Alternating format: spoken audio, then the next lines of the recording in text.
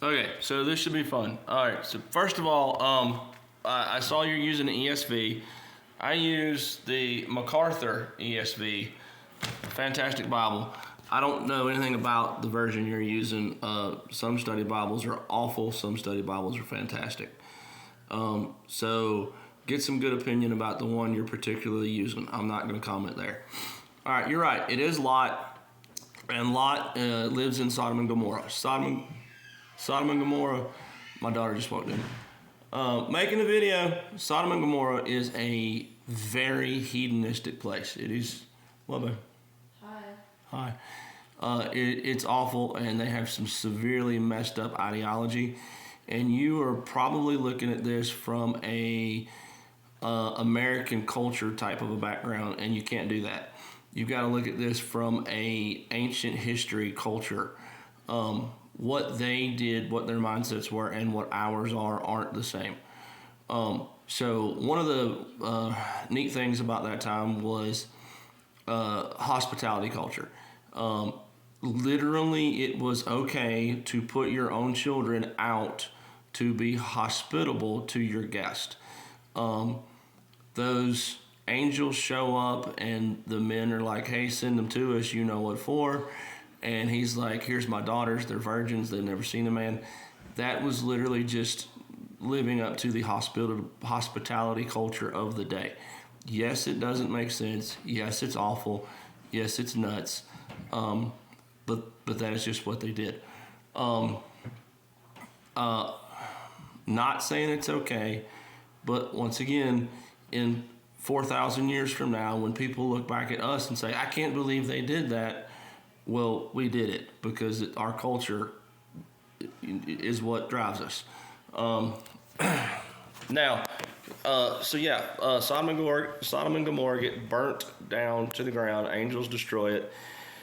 And Lot, who really is a very pathetic individual, his biggest and first problem was the Spirit of God was with Abraham, and he should have wanted to be wherever the Spirit of God was. And if that meant, hey, I'm getting rid of all of my worldly possessions and I'm staying here, I'll give up all the wealth to stay where the Spirit of God is with Abraham.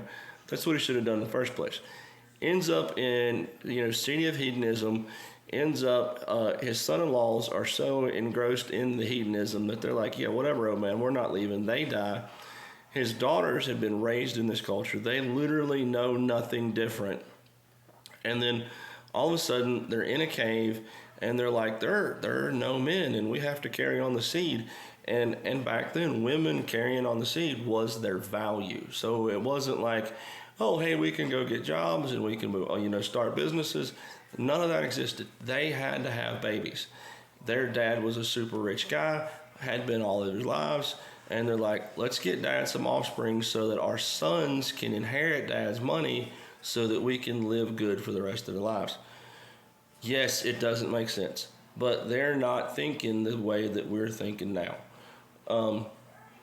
They are thinking, hey, we got to have some kids here so that our sons can inherit our dad's money, whatever was left of it. I'm assuming that his flocks and herds and whatnot were outside of the city. I have really, truly no idea. Completely okay with being wrong about that. But really, it just comes down to very, very broken and very, very different worldviews from what you're used to. Yes, everything that you just read is what you just read, and it really did say that. No, it's not normal for what we're used to. And you have to look at it from the content, then the context of the culture with which they lived. Extremely different from ours. But once again, sin is sin, and it always will be.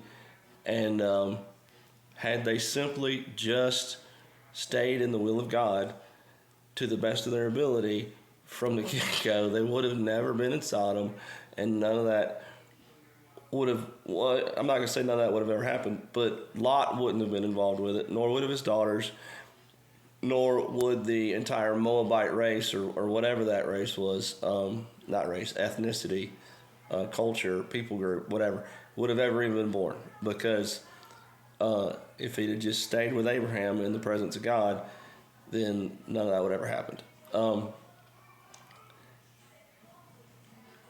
Look into some really, really good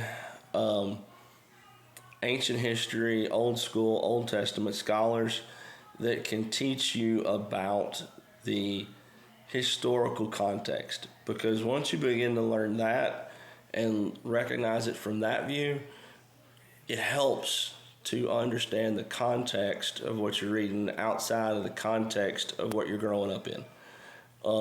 I hope that helps, and I'm really glad that I was able to hopefully answer your question marginally well. Y'all be safe.